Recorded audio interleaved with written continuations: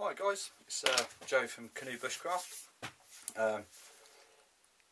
Yeah, just a couple of things. I was going to, the other day I was out and went to video me using the hammock chair that I made, and I did say, you know, I'll video it at the weekend when I was away doing the 14-foot build, but I stayed out in the wood. I was only there for the night,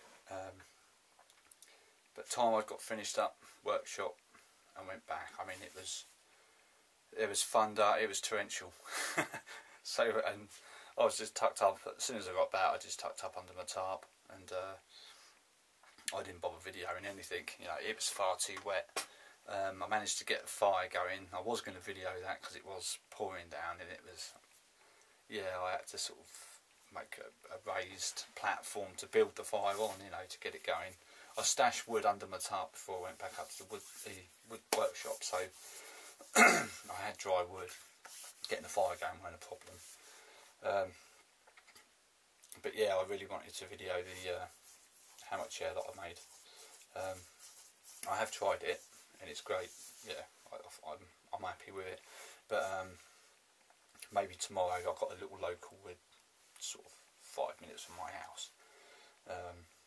So I'll just pop in there, you know, I'll string it up and all the rest of it, and probably knock up a tripod chair as well to show you how that works. So I will do it in the next couple of days. Due to the weather, and I'm at home at the moment, so little girl's off school, so they broke up, so I'm sort of stuck at home for a minute. I'm back at the workshop at the weekend, but so I'm in my little shed, sort of, you know, keep myself a bit occupied. There's a chap on YouTube, I think it's Strat226 something, I think. I'm rubbish with the names, but anyway, it is the lad that's bought a fair few bits and bobs off the Pathfinder type gear, I had sent over and all the rest of it. There was one item that he bought. I did comment on his vid, and that was this little Necker fire still holder, which I really liked, you know, little leather thing. And so I thought I'd have a go at making one. I had a bit of the old tool leather, veg tan, you know. This, I mean, probably gone a bit overboard. It's a bit thick. It's like 3.2 to 3.5 mil thick.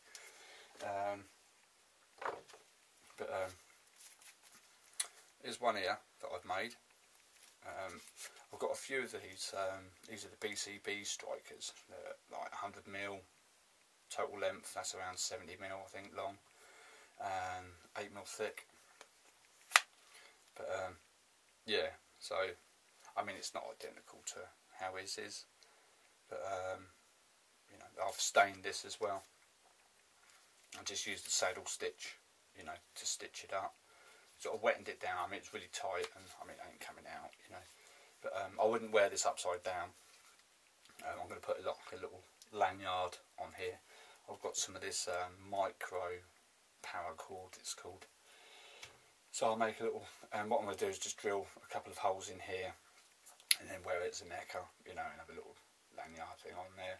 But I made that one. That was my second attempt. Like I say, I've got a few of these steels. I just put a whole bunch of them once, and I don't think I'll ever have to buy another fire steel again, you know. But that was my first attempt, which is pretty cool. So yeah, so I'm going to make another one because I'm at home, I'm a bit bored. So I'm just going to show you like the process of it. So if I can. So, where are we?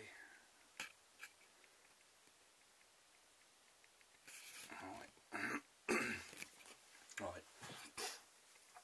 What I started off with was a little drawing of the shape that I wanted. I think you can see that. Yeah.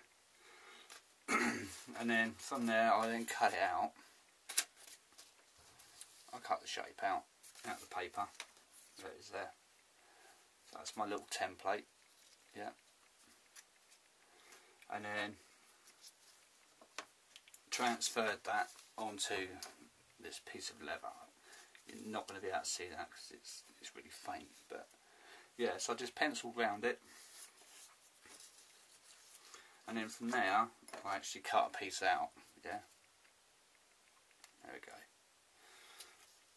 So obviously I need 2 bits back to back, and there's a couple of little tools I've got. I'm no whiz with all this leather work, it's just, you know, I have a little play from time to time, but I've got this one, and that actually determines where my stitch line is going to go, and it keeps it straight because I just run this. As long as you've cut this fairly straight, and you can always sandpaper it down just to you know, straighten it up, and then you run that down, and it gives you the groove for the next stage. So I'm going to put another one of those in.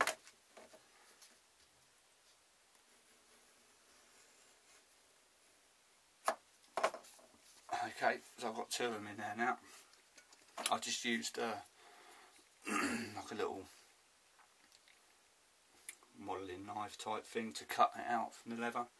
And what I found with it as well, because I did it, which I shouldn't have done here as well, when you're cutting it, is to keep this blade dead straight when you're cutting, dead upright, dead, you know. Otherwise you end up cutting at an angle if you start, you know. Anyway, so there's that stage. Got my 2 little lines. The next thing is the little spacer. I mean, this comes with 3 different size wheels. I'm guessing that's, I don't know, what the stitches and spacing is on that. I'm guessing it's only about what? I haven't got the goggles on, so I'm going to struggle here. Yeah, I think it's about 4mm apart. You know, a 4mm stitch loop. And with this, all I've got to do is just place it on the firm surface, put where I want the first stitch, you know, that bit to start, and then roll it along, roll it back. I mean, you ain't got to go bonkers with this because I'm going to use the all. I don't know how well you're going to see that. But you can see like there's little indentations now, and that's where the stitching is going to go. So once I've cut out the other piece of this, I've got an awl, yeah, which I'll probably make the first hole with, but I've also got a small drill bit, you know, so I can always drill straight through it. I mean, it's fairly thick, but there, fire still will sit like so, you know, in there. A bit of it will stick out the bottom, the other bit will be attached to that. I do like these steels, they've got a good, I mean, you can get a good grip on, with a little bit of a lanyard as well, get a really good grip on these. Because normally I just have them chucked in my pocket. I don't have it on my sheath of my knife, I just normally have it in my pocket. And I always carry 2. I have one in my pack, and it's normally sat with the rest of my my little tinder box, or my cook kit, you know, but my tinder box sort of ends up in the same sort of area as my cook kit. So yeah, so there's my little effort at making one of these nice little leather fire steel necker sheaths. So yeah, found it quite enjoyable. I mean, once it's all sewn together, I just sanded all this down, you know, with a bit of sandpaper, and then just used a bit of where is it? Oh, there it is. I just used a bit of shoe dye, you know, leather shoe dye from the cobblers. So yeah. So what I'm gonna do, once I've saddle stitched this together with saddle stitch. Oh, also, sorry, the thread I'm using, it's like I mean, it's it's quite strong, and you can see you can just really shake this because it's wax, it's coated in wax, and it's really easy to work with. And with the saddle stitch, for those of you who didn't know, you use 2 needles. These are for sewing leather, and I'd have a length of that thread and the needle at both ends. Yeah, I don't bother tying them off, I just loop them in and push it in. They go through the same hole, yeah, and then back through again. They're kind of tying each other as they're going along. But yeah, I'll come back to you and show you that a little bit. So once I've cut the other one of these out, I'll make the holes, start sewing it. In here I've got a tiny little vise, so I'll probably whack it in the vise, pinch it together, so it's just easier to work with. So yeah, that's my little Bushcraft DIY for the day, and lots of little ones in there on our laptop. So yeah, so nice one. And like I say, I will do the video of my hammock chair. Like I said, I have tried it out. It is really comfy. It's a little bit big, but I've cut that off now and I've just put a hem on it because, yeah, I'll show you when I get out, because there's 3 different things I can do with it. So off the top of my head, so cool. Alright guys, right, well, there they are. Look, got my holes in. Looking a bit rough at the moment to you. Get the sides done, you know, but yeah. Okay, so they're ready for stitching. So once these are stitched, what I'll do then is probably just run it over the tap briefly, just to soften it all up, get the fire steel in there, and press around the fire steel, and then just let it dry out a little bit, you know. When it's almost, you know, I'm only going to wet it a tiny bit, you know what I mean. And when it's almost dry, then I'll just run a couple of coats of the dye over it, but I shall show you that bit. Something else that I was going to sort of mention to you, where I live, I mean, it's only a little place, the town I live in. Something you might sort of know it a little bit. There's a little famous spot called Gold Hill. Hovis advert, little lad pushing his bike up that big hill. That's basically where I live. I don't live on that hill, thank God. But, yeah, anyway, sort of once a week or so, if I get the time, but normally once a week, we've got 4 little charity shops in town, and I always pop in. You know, I've picked up surplus kit from in there before, and you know, it's quite wild really, bits and bobs that you pick up, you know, drill bits, that kind of stuff, you know. And so I always pop in and have a look. Right, I picked this little thing up. Cost me £1.50. Okay, it's a cheap and cheerful little case. It's got a belt loop on the back. Goes that way up. It's like a PVC imitation leathery type thing. But you open it up. Yeah, flip that up, and you've got these stainless steel. That's like a hip flask. Yeah, but it's never been used, and all this bit stainless steel. Nice screw cap. It's got like a little leather washer inside, which is quite cool. And this, I mean, a few of you recognise what that is. Yeah, you pop your cigar in there. But excellent. They did have 2. I'm a bit gutted. I popped up there quickly today to try and get the other one, because you know, that superb container for what I want to put in it, because it's solid, it's not going to leak, and what I'm going to put in it is, I need it to stay dry and away from the other bit that I need to use. So what I'm going to put in here is a bit of Surefire. It's just something for my little emergency kit for when I'm out canoeing, you know. If I get wet and cold, if I have a, you know, and all the rest of it, and I need to get a fire going quick, I've learnt how to use this stuff. Yeah, potassium permanganate.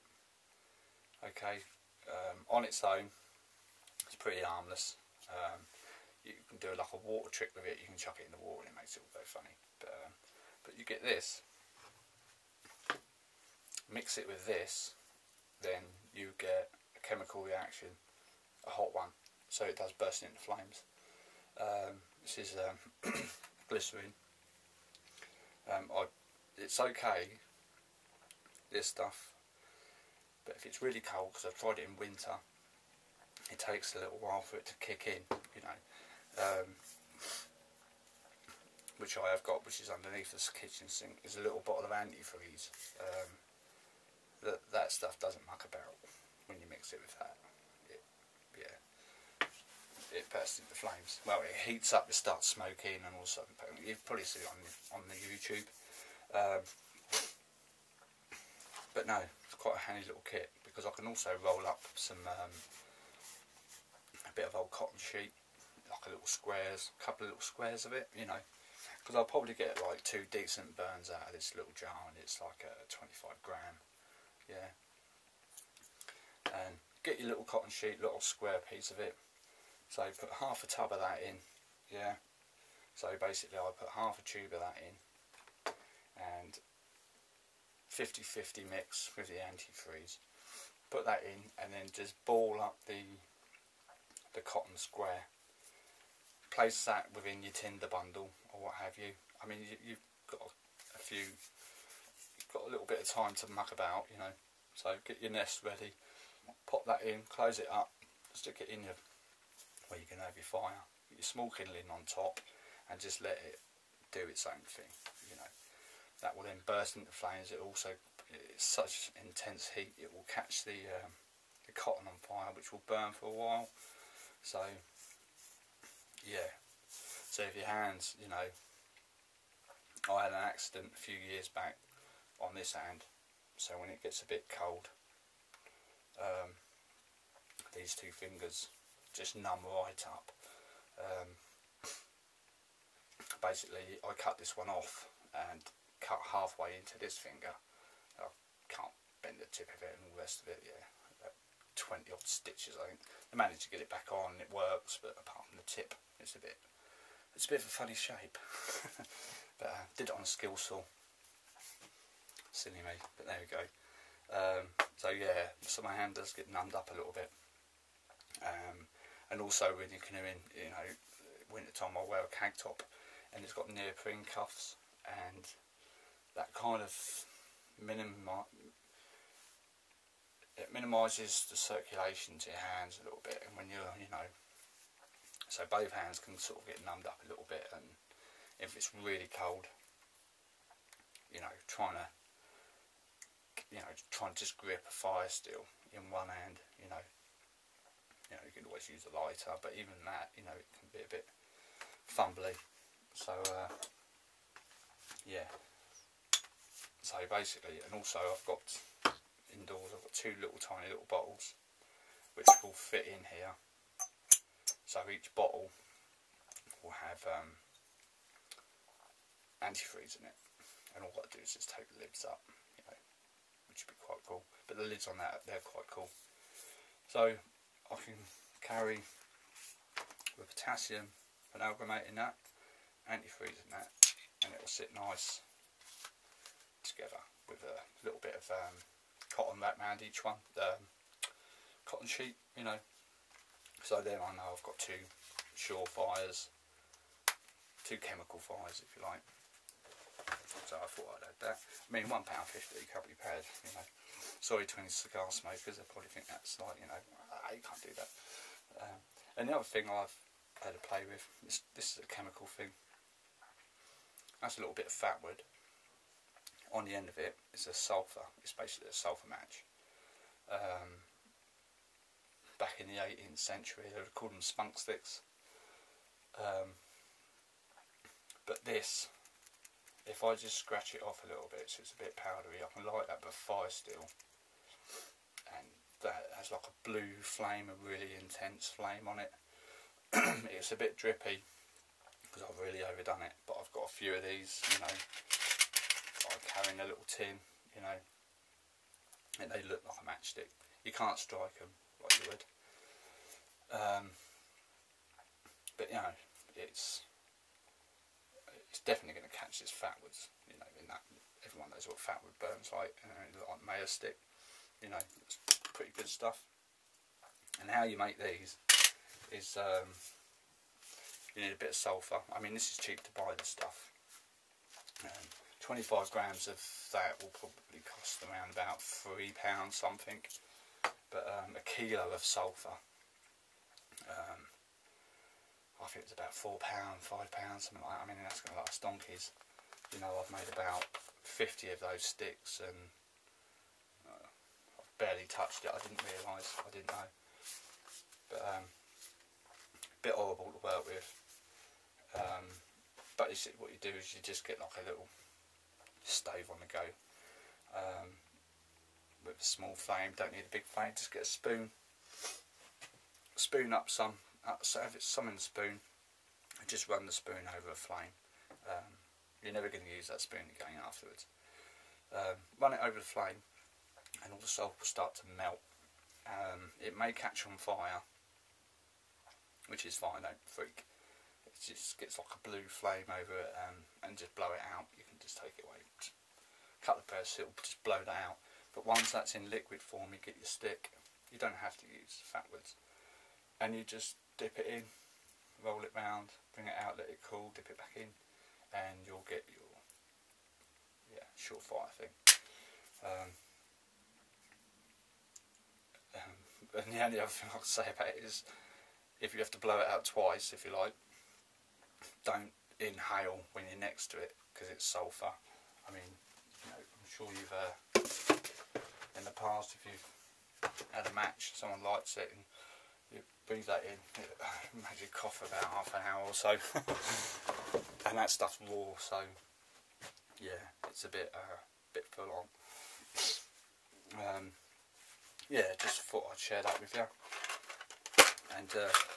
And those hospice shops, they're brilliant, you know, because I mean, you're doing a good deed at the end of the day. You're helping someone out, aren't you? Some charity, and you can pick up all sorts of bits and bobs down there, which I think is quite cool. I've had like military jackets, you know, little rucksacks, pouches, you know, tools, loads of bits and bobs I've had from down there.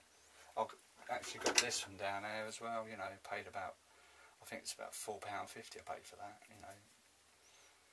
I mean, they're not cheap, but yeah, which is pretty cool. And obviously you can always look out for the wool blankets down at the hospice shop, which is quite handy. So yeah, anyway, getting back on track, I'm going to crack on with this. I'm going to start doing the sandal stitch.